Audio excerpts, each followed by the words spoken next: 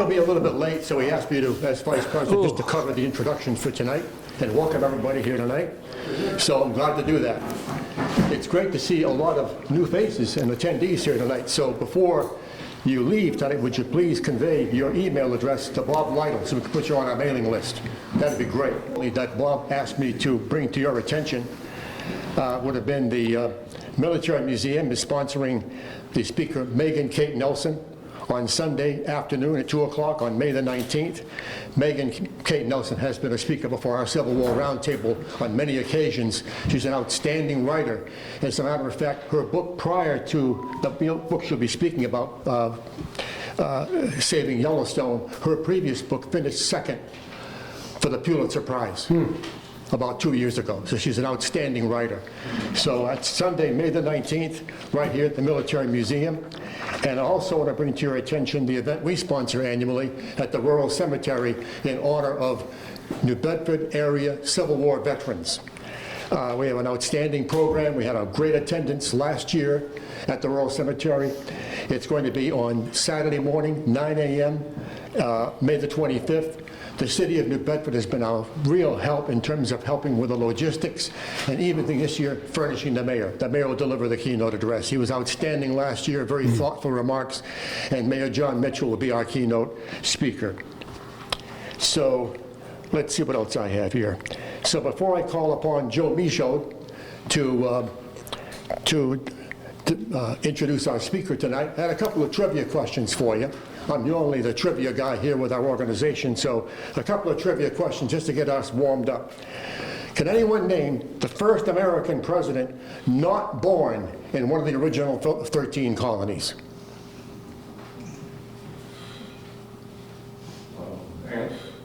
Andrew Johnson? Nope. Zachary Taylor?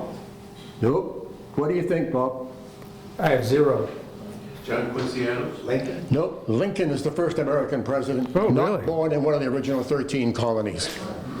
And the second trivia question is, in terms of the Confederate troops, what was the nickname they attached to General Longstreet? Old Pete. What was that? Old Pete. I beg your pardon. That's correct. It's Old Pete. That's right. So let me call upon Joe Michaud here to introduce tonight's speaker for you. There you go, Joe. Thank you, Peter. It's out of your way. All right, good evening, everyone, and thank you very much for coming. I can't tell you how excited I was when I saw who our speaker was going to be for this evening. Judge Kane and I go back a little ways. He's always been sort of a guiding figure for the legal community, particularly here in Massachusetts, and has been particularly important, at least to me, in the development of my career. The first oral argument that I ever had before a live judge with a paying client was before the estimable Robert Kane, and I learned very quickly how prepared you needed to be when you came before Judge Kane particularly. You had better know the facts of your case because he probably knew more about your case than you did before you got up there. So it was a good example for me, and he was very kind and guided me through my first argument, and of which I prevailed. Thank you, Your Honor. And my client went home happy. So that was a bang-up start for an otherwise, disheveled career from that point forward. But yeah, even as a judge, a lot of the things that I learned in terms of courtroom management were from observations of Bob Kane and how he ran his court. Very considerate of all individuals, giving people a chance to have their say, which is perhaps probably the most important thing, even with folks that are in a disagreement. I have found, at least in my relatively short time on the bench, that as long as people have their say, they'll be more likely to abide by a decision, even if it goes against them. So it's important to let people have their say and get things out of the way. And then watching Judge Kane run his courtroom, provided me with certain ideas about how to best manage the courts that I run anyways. And then on occasion when we did speak, I learned that he was quite an astute Lincoln scholar, and he was the one who initially introduced me to Lincoln's notes for the Young Men's Lyceum on how to be an attorney. And Lincoln had put together basically a brief presentation to the Young Men's Lyceum in Springfield about what aspects that he learned over the course of his career that made him he wouldn't characterize as a successful attorney, but moderately successful. Among those were how he learned more from the things that he messed up on than when he has actually prevailed, and diligence, and how important diligence is to any career really, but primarily for an attorney. You've got to be diligent. You've not to put off till tomorrow what you can get done today. And then also not to try to ferment litigation among people. Use your education and your position in society as a peacemaker, so to speak. Look for ways to find people to reach agreements and accords in which they can live with. And those are really important lessons that still hold true for today. And I shared that recently with one of the clerks in my court, who was also an attorney, and I'm sure he's enjoyed it, but it made for fun reading. And so he's always engaging, always knowledgeable, and every time I speak with Judge Kane, I learn something. So it's my real pleasure and honor to introduce him tonight. He'll deliver his talk on Lincoln and the War Powers, and I can think of no better person to deliver that to this group. So Judge Kane, the floor is yours, sir.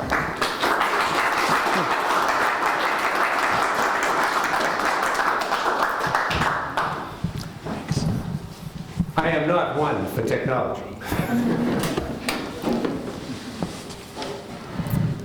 A number of years ago, I accepted the Norfolk County Bar Association's invitation to speak at their annual dinner. Exceeded the fragile patience of the crowd would begin to throw dinner rolls at the speaker.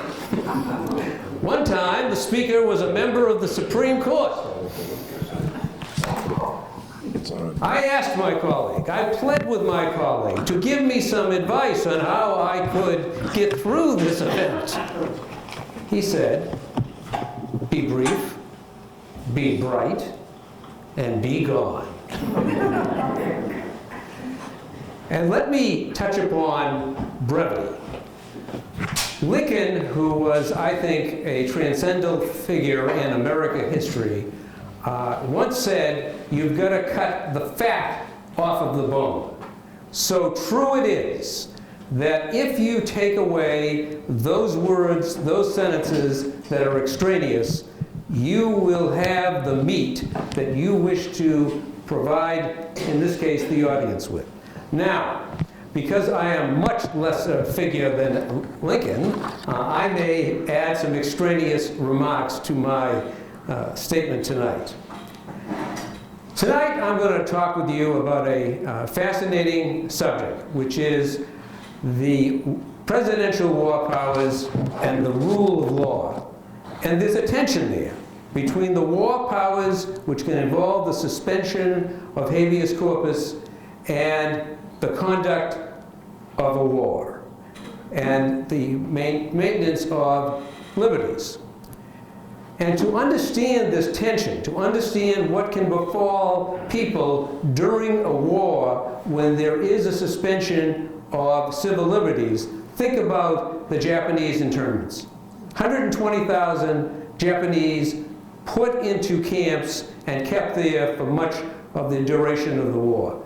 Now, there is certainly arguments that can be made that we needed to watch these individuals, or at least some of these individuals, to make sure that they were not acting as agents of espionage.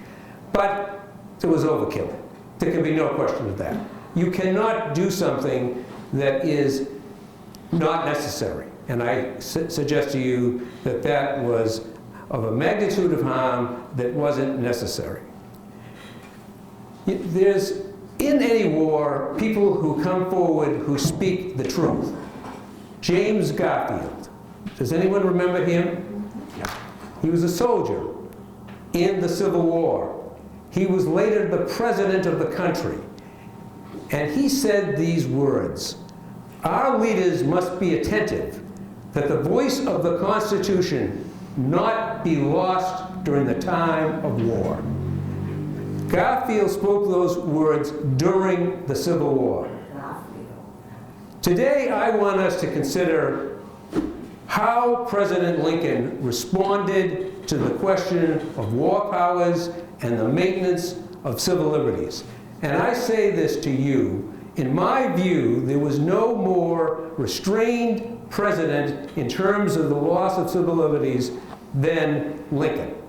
Lincoln had this amazing ability to take out of his mind the wisdom that would allow him to come to the right balance. And you're going to hear this from me as we go through the suspension of habeas corpus in the Civil War. Now, I was asked to do this, and I had very little knowledge of the habeas corpus concept and martial law. So what did I do? Well, I went to a library. And then I started off with looking at law review articles. Law review article after law review article. I found those articles, frankly, to be abstract and lifeless. I doubted, and I still doubt, that I could ever communicate those theoretical arguments to ordinary people. I could personally hear the hoots in the room and the rolling eyes. I decided to change my approach to researching this subject. I found two writings that made a huge difference in my ability to really feel what was going on during those years of war. One was by Gore Vidal, who was a novelist, and he brought my attention because of his ability to use language that made me really fascinated and amazed at what he was saying. And let's take a look at that. Vidal spoke about John Hay. People remember John Hay? John Hay was one of the great administrative aides to Lincoln. He and Lincoln would go out on rides, and they would together speak about what was going on in the country, how Lincoln could use words, language, to make the country believe in what he was doing. And so Vidal wants to talk about, John Hay. He wants to give us a sense of John Hay. So he says that John Hay was attracted to becoming a preacher. He was attracted to the pulpit. He enjoyed that idea of being someone who would preach, but he said what got in the way and made him not so interested was the fact that he was going to have to talk about God, and that didn't fit into his ideas. So Vidal had that ability to make some individuals come really alive to us. Scott, Lincoln, Seward, all came to life by his great writing. But he wasn't an historian. He really didn't give us a historical view of what happened during those years and what happened in terms of suspending habeas corpus. So I went back to the Boston Public Library and I told the research librarian I needed to have a book written by someone who knew about the war and who knew about law. She said, "Come with me, son." It's nice to be called a son at my age. And so I followed her, and she took me to a stack of books, and one was written by William Rehnquist. People know who Rehnquist? Well, Rehnquist was a man of great parts. And one part that he played was the part of the historian. He was not only a person of law, he was a person of history. So he wrote a book about the tension between civil liberties and war powers. And he called it All the Laws But One. And what he meant by that is the opposition to the suspension of habeas corpus that Roger Taney would maintain during the war.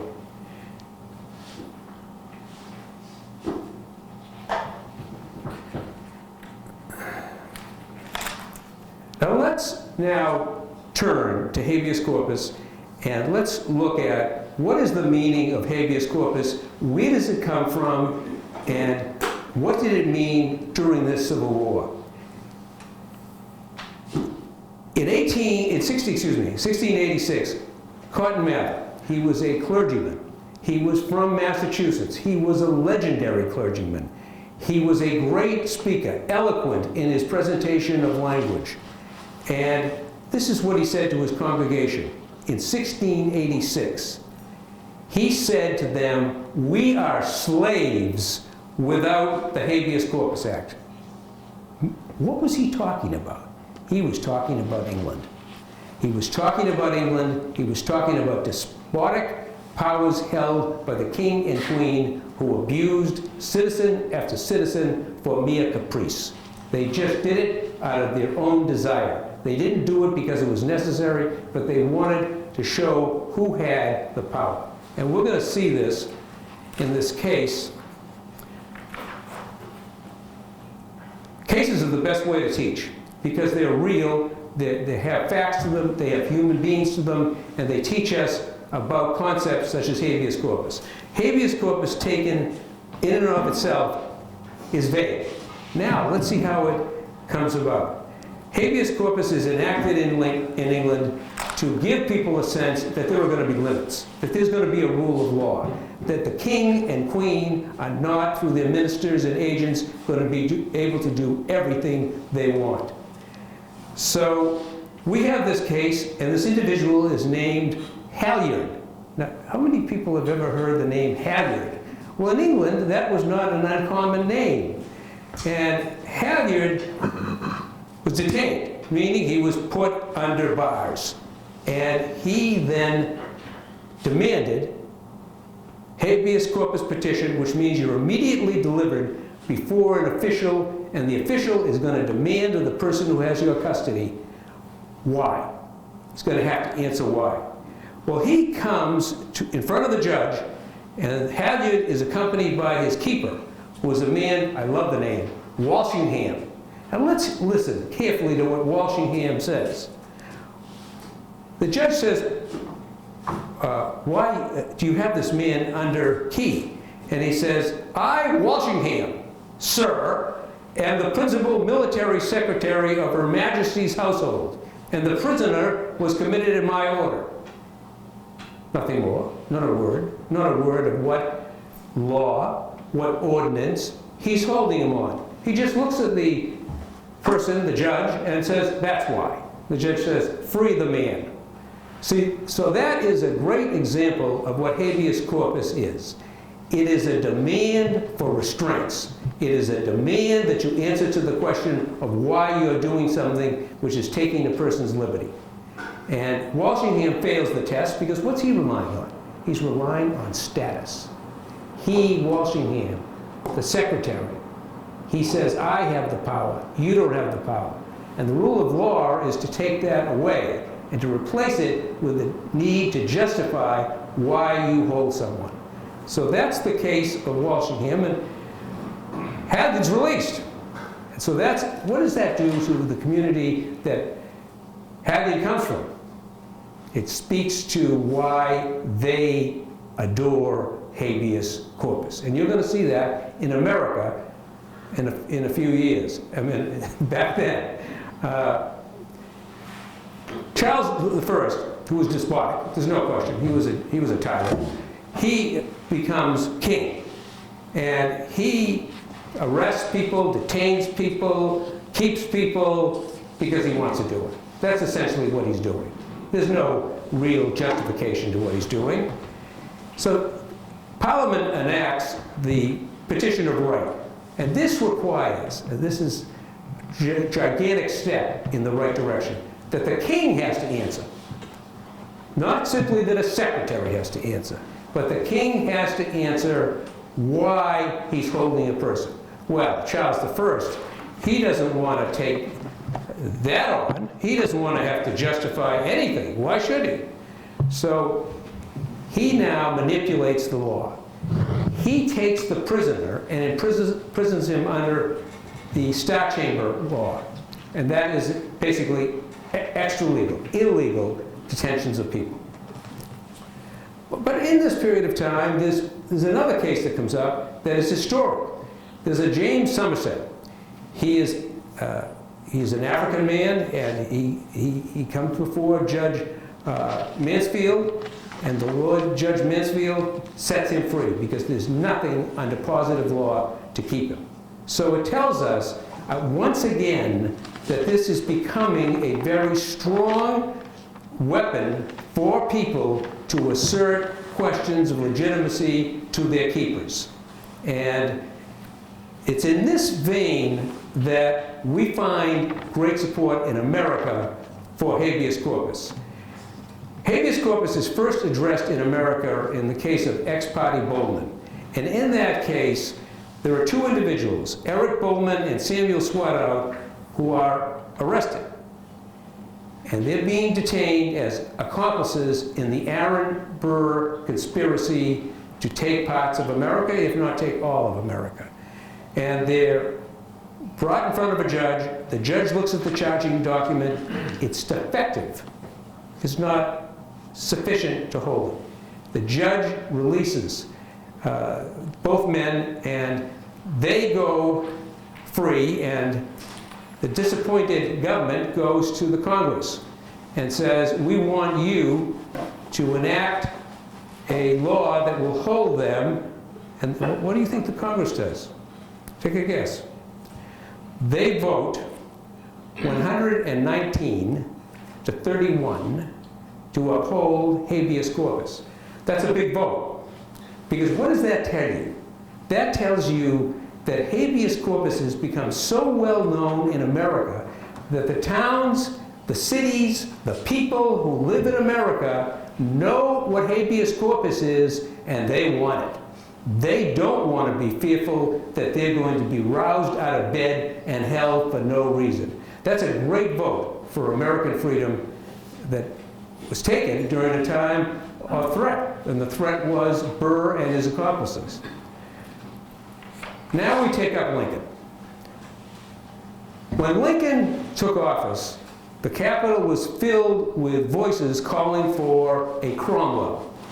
Well, everyone knows Oliver Cromwell. Oliver Cromwell did not give a second hesitation to using any power he could find. And so there is brooded about the town of Washington, we want a Cromwell. Well, Lincoln wasn't a Cromwell. He was far from it. He was a man of balance. And so we now look at Lincoln's practice of law. He wasn't a scholar. He wasn't a crusader. You know what he was? He was a pragmatist. He took facts, he learned the facts, he understood the facts, and he made his decisions.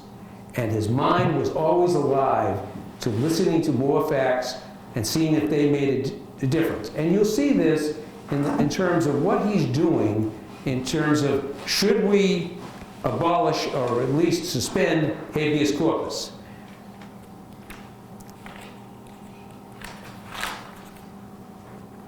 Let's put ourselves in April of 1861. It's the time right after Virginia is seceded from the Union. On the 15th of that month, Lincoln made a call for troops, summoning 75,000 militia. Southern leaders at that time called for the capture of Washington, so it's a time of crisis.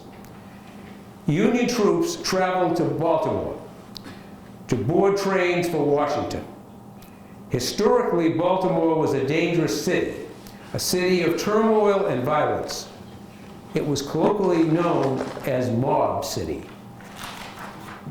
A railroad car containing troops destined for Washington stopped at Baltimore. The railroad car was stoned. One of the 10 cars was unable to continue. So you have people who are acting subversively, and the country is trying to bring forth enough troops to quell the rebellion. At the station, there were 500 troops from Massachusetts, and Philadelphia and Harrisburg ran through Baltimore. Lincoln knew he had to keep control over Baltimore. General Scott, another bright man, had the troops ferried from Annapolis to Washington. So he's circumventing the Confederate mobs. Baltimore officials, though, who were somewhat sympathetic to the Confederates, were demanding that no troops go through Maryland at all, either by sea or by land. To this demand, Lincoln retorted, "Our men are not moles who can tunnel underground." The president had another quality, which was his humor. And he disarmed his critics by resort to humor often found in the writings of Artemus Ward. So Lincoln maintains, in a sense, his equilibrium by using words to find laughter on the part of people so he can ease the tension.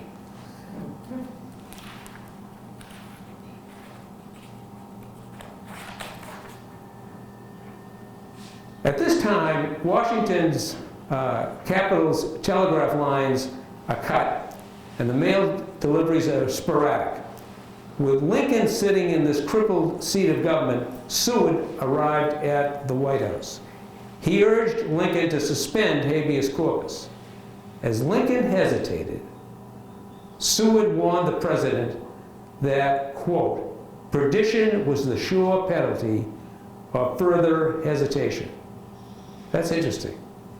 That Seward had enough strength of character to say to the president, "You're going to end up in hell if you don't sign this order suspending habeas corpus." Lincoln took up his pen, proclaiming, "It shall be so." And so he signed the order of suspension. Habeas corpus was suspended. But listen to what he does. And this is the man's attentiveness and his intelligence.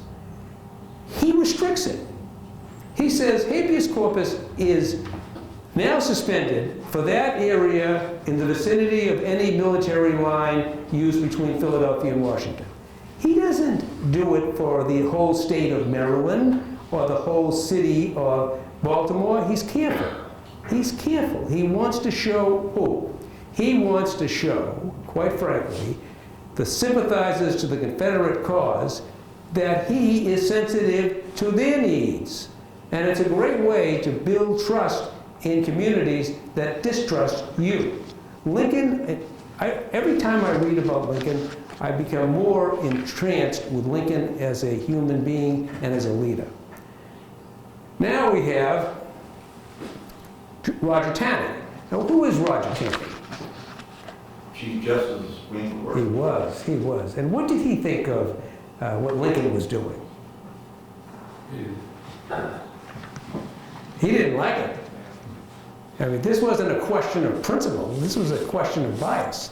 He did not like what Lincoln was doing to people who were surrounding Taney, his friends. And so he orders that there be a release of the individual who was arrested, who was charged with having tried to tear up or bomb bridges that were in that area. And because he knows he's outnumbered, he doesn't try to get a posse to go out and fetch this individual and bring him back in front of him. He just issues this order. He's really basically saying to Lincoln, "You've overstepped. You don't have the right to do this. You're illegal in your actions." And there's an interesting issue here. And I think Lincoln had the right answer. This is this. You can suspend habeas corpus. The Constitution says you can suspend it. Who's granted the power to suspend? The Congress. Congress then was out of session. Lincoln's alone. He's in Washington. The Congress is not likely to be coming forward anytime soon. So he takes the position, which I think is a sound position. We're in a national crisis. There's dangers that surrounds us. So he says, I have the power, because they can't utilize the power. They can't say no, they can't say yes, because they can't come to Washington. So he uses the power, and now he starts to have people put under arrest for helping the Confederates, aiding and abetting attempts to avoid the draft. He does that. Now, he's also very careful about to what degree he's using habeas corpus. He basically limits detentions to how much of a period of time do you think would be sort of reasonable? Get the point across. He does it for periods of 3, 6, 9 months. He's not trying to overdo it. He's trying to hold within himself a balanced reaction to this threat. Now, as this is going on, the country is unraveling, and there's death counts that are mounting, and there's pressure on Lincoln to declare martial law. He does. There's 6 states that he invokes martial law for. Now, martial law can mean a lot of things, but what it really means is it's stripping rights away for the purpose of protecting the government. And the protection of the government is so that you are not going to have jury trials. Imagine having jury trials in a state that has sympathy for the Confederate cause, putting those people in the box. I mean, what is going to be the chance of a unbiased judgment on their part? So he strips away the power to have a trial by jury, and he puts in its place who's going to try the case, who's going to be the judges. Officers, military officers, are going to be the people who decide the case. That, in my opinion, makes sense, because I think that they have honor. I think, if you think about the officers that are in an army, they have honor. And I think that they believe that they should be beholden to principle, to law, and that's what Lincoln believed. And where does he get the experience of declaring martial law? Rhode Island. Rhode Island had a government which was a charter government. It wasn't a constitutional government. They had a charter government, and people in the state did not want that, because under charter government, only people with property had the right to vote. People in Rhode Island wanted to be by age and by gender. They wanted people who were males and over 21 years of age to have the right to vote. So they rebelled. Martial law is declared. Martial law allowed a lot of searching for materials that were going to show that individuals are involved and complicit in this rebellion. And it went to the Supreme Court. Who is our justice in the Supreme Court now? Tony. Yes, yes, he certainly was. So Taney decides that I'm going to take a little bit of a different stance in terms of this issue. He says, before I know that I did say that I was going to say that that right can't be abridged, that habeas corpus can't be abridged. What does he say in this case? There are no rights. He says we have no right to interfere with what Rhode Island is doing. None. So Taney is a bit contradictory. And but this goes on, and you know, there's a very important part to this that happens in Indiana. In Indiana, there's a lot of secret societies. Indiana is a border state. You know, it may not be strictly border, but there's a lot of sympathizers for the Confederate cause in Indiana. And they're sending away for pistols, and they're being intercepted in their correspondence, and eventually they go to trial and they're convicted. Now, the convictions are overturned because martial law was based historically on courts being closed. If you don't have courts open, you can't have trials, can you? Well, they had open courts. So the trial ended up in verdicts of guilty got upended because there were open courts. Courts were not closed. So now the question comes up, because it comes up from the Supreme Court, what is the law in terms of martial law? When can you declare it? Basically what it said is this: Congress has to declare it, and it can be declared where courts are open. But there has to be such a public emergency that warrants the use of martial powers, martial law. So, we have in this case, or this talk about rights versus needs, we have two things that went on. The suspension of habeas corpus, number one, and number two, the invocation of martial law. Let's take up the question. I mean, it's an interesting question. Guantanamo Bay. To what degree is what happened during Lincoln's administration of any value in understanding Guantanamo Bay? Guantanamo Bay, what was the leading way in which the people from Guantanamo Bay, the lawyers and the clients, the detainees, attacked the confinement? What was it? What were they relying on? No, they just Yes, that was one ground that was relied on by the government, that they had no restrictions because this was not occurring in America. This was occurring outside of America. That was rejected. The Supreme Court rejected that. What was the other ground? Yes? That they weren't American citizens? No, habeas corpus actually is available to anyone regardless of whether they're a citizen or not. They can assert a right to habeas corpus. Their status as non-combatants. What do you mean by that, Joe? Well, one of the issues that we dealt with was how they would be designated. Were they active combatants Yes, engaged in yes. warfare, which Yeah. therefore Yeah. they're not entitled to a jury trial or such, or were they civilians? Yeah. And therefore Yeah. entitled to the Yeah. panoply of rights that you have as a civilian to a right to a trial by jury. I think the Supreme Court was never tested more than in these cases. And I think they were tested because these cases raised the question of public danger. And they were certainly judges were certainly sensitive to that. But at the same time, the American Bar Association never had a final moment in its life. In its life. People came forward, and some of these individuals were retired military officers. Many were that. They were retired military officers. They knew what had happened. They didn't like what happened, and they represented these individuals. And the other individuals came from big law firms. The big law firms supported it. And I think that that is a good moment for our country because it shows that people operate not simply on monetary values. At times they operate on ethical values. And that is always a good thing. I mean, Lincoln was one of the most ethical individuals I think that we could conceive of.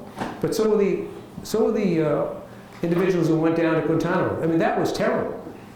I mean, I don't know how they lasted that long. I mean, that was deprivation for them, too.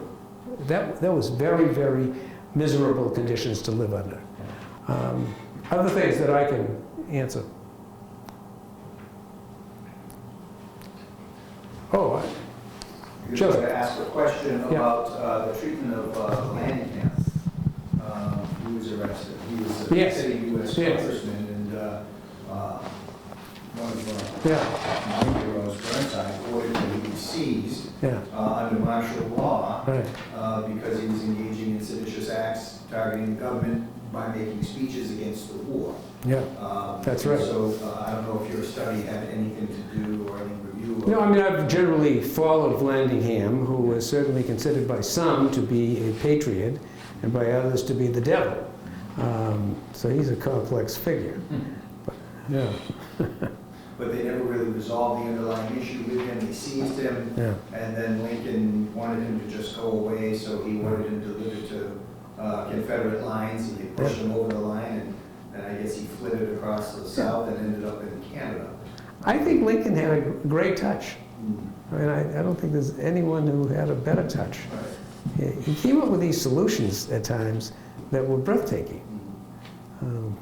Well, and the way that he rationalized the suspension of habeas corpus by saying, must all laws fall, all other laws collapse. In other words, should our country fall so that we can preserve this one law, or do we make an adjustment accordingly? Yeah. And I thought that that was a really wise way to look at Oh, yeah. the suspension of habeas corpus because it's a fundamental right. Yeah. And without it, Yeah. it can be quite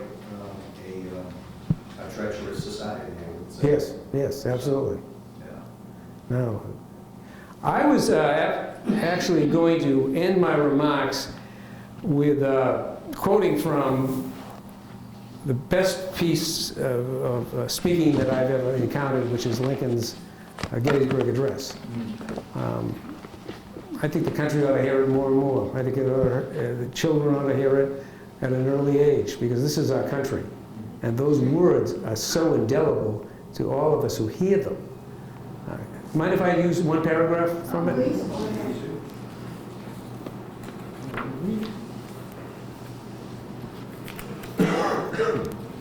"Fourscore and 7 years ago, our fathers brought forth on this continent a new nation, conceived in liberty and dedicated to the proposition that all men are created equal. Now we are engaged in a great civil war, testing whether the nation or any nation, so conceived and so dedicated, can long endure. We are met on a great battlefield of that war. We have come to dedicate a portion of that field as a final resting place for those who here gave their lives that this nation might live. It is altogether fitting and proper that we should do this." Now it goes on, but where did he find this language? I'll tell you where he found it. There were these, these nightly trips that they used to talk about words that Hayes took with Lincoln. Seward came to see him. They would actually use Seward's words as a way to think of better words. Seward was a great speaker, but they wanted to be even better. And it wasn't because of ego, it was because of need. The country needed language that would instill and inspire. And that's what that language did. That was a speech that would grab you in your internal organs and make you feel, I'm proud. I'm proud that I am a person who lives under Abraham Lincoln. And he was an amazing man. We'll just leave it at that. Anything else? Well, Kathy, aren't you gonna, this is my wife. Yes, I don't know, posse comitatus, yes. when does this come in? Where, much later? When the posse goes out to get, The military, the regular military taking over the, where does that come in? What years was posse comitatus? I don't know. Okay, I don't, yeah. Posse comitatus is basically that the military, the active military cannot be used to enforce the law. Right. So it really comes, it's always been there, but I think it was codified in the 1870s or thereabouts. But martial law has a direct impact on posse comitatus, because once martial law is declared, then the military can enforce whatever edicts come down from whoever is the person that's in charge of that particular area that's under martial law. Because martial law is creative. Yes. It's built on the notion that we need to find what power we need and what power we need to take away to quell this problem. But these are issues that don't go away. I mean, we saw with the Rumsfeld case in Guantanamo Bay, suspension of habeas corpus is still with us today and still a relevant issue today. And it behooves us as a society to remember that we're a republic based on law and not individuals. So we have a rule of law that's applied here.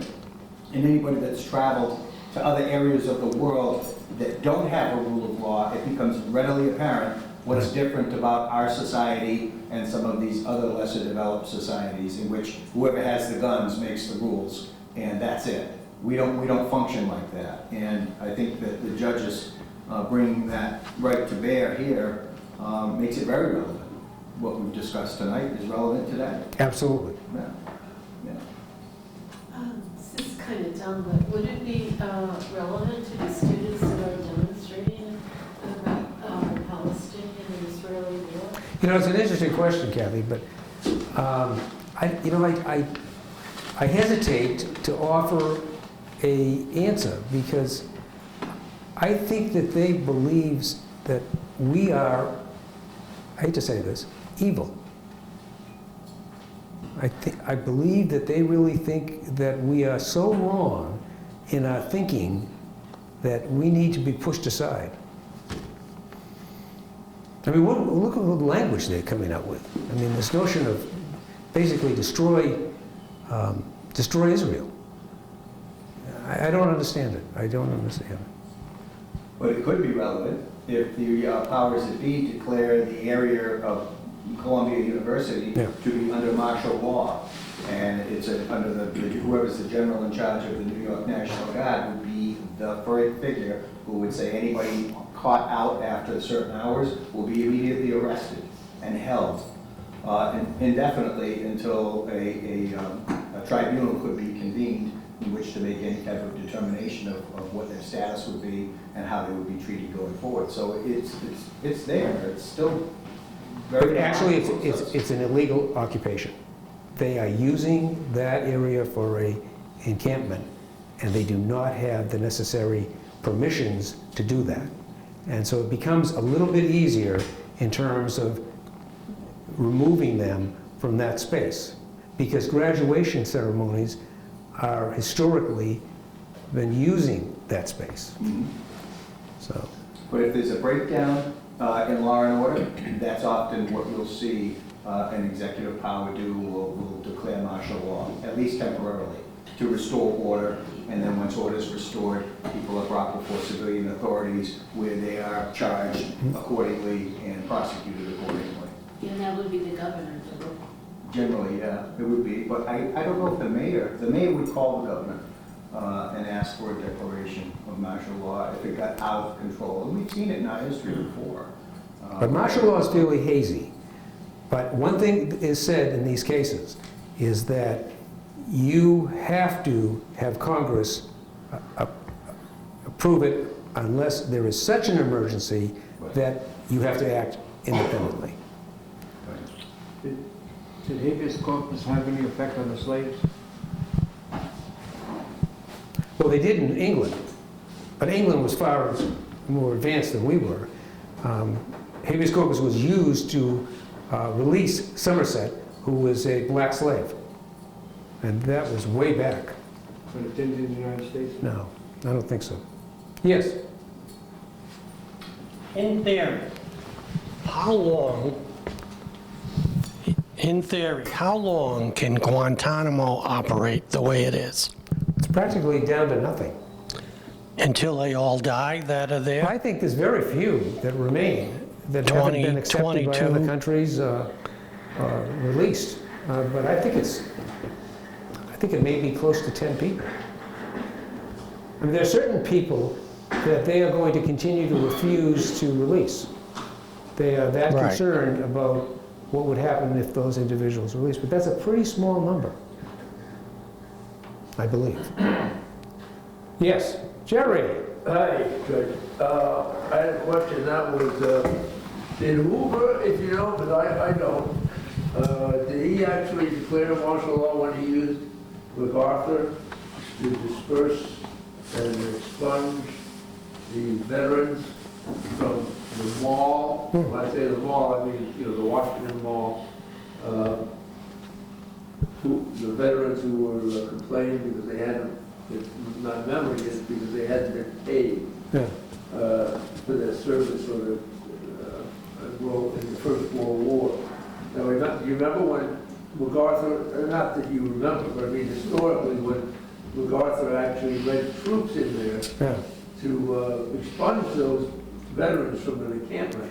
You know, federal land is pretty regulated, and I bet that there are regulations on the use of that federal land that the government could have based its removal orders on. Without the need to No. declare martial. No, you're always looking for the lesser alternative. Yeah. So I think that's what would happen there. Yes, David? I often think of, Lincoln was elected in November, Yeah. and in those days, you didn't take office until April. Is that right? Yeah, you're sitting there helplessly for all those months Yeah. as the country is falling apart. Yeah. And what about the fellow? He helped not only fell apart, the law, with the law and the rest, it was just a long, those 6 months of helplessness. Yeah.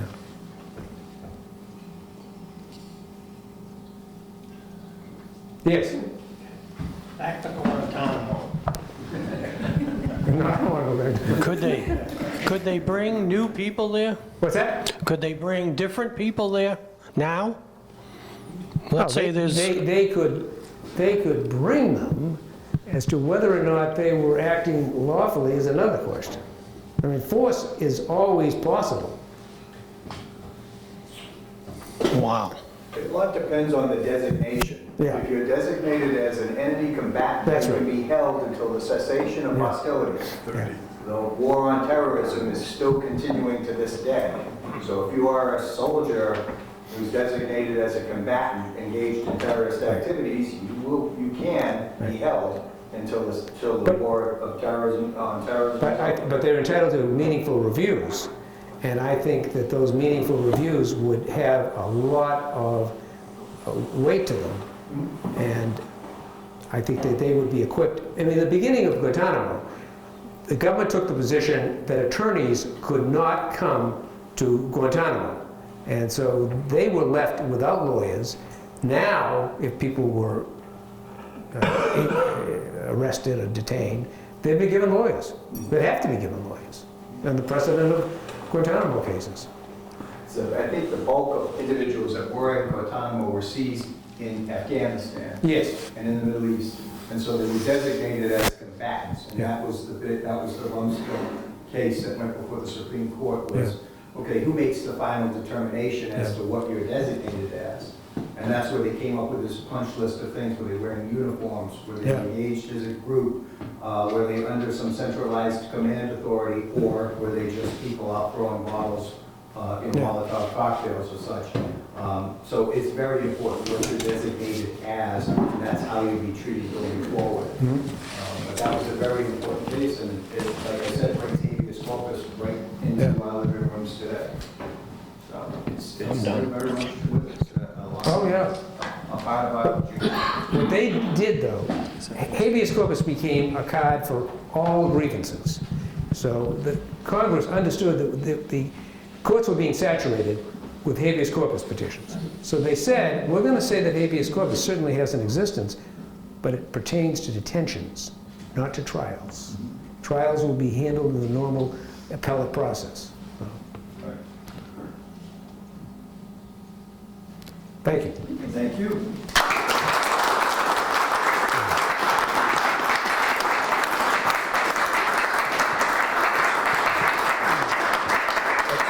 Thank you, George. Judge Kane, thank you for an outstanding presentation tonight. I'm sure we all You say that to enjoyed it. everyone. As an expression of our appreciation, it's a biography of the interwoven thank lives you. of Frederick Douglass and Herman Oh, Melville. that's lovely. Thank you. You're welcome. Thank you. Just a couple of reminders about our service coming up at the Rural Cemetery on May the 25th. Also, next month on May the 28th, we have our next meeting, regular meeting, and our presenter will be probably the most outstanding naval historian in the country right now of the Civil War, Chuck Viet, who has appeared a couple of times with us already, and he'll be our next speaker, our closing regular session for the season until we resume next September. So looking forward to that. And don't forget the Military Museum's sponsorship of the speaking engagement by Megan Kate Nelson coming up on May the 19th. So I know you're all anxious to find out as to who the raffle winner is tonight, so Bob will do the drawing. All right. Bruce, if you'll just pull out one ticket, but not your own.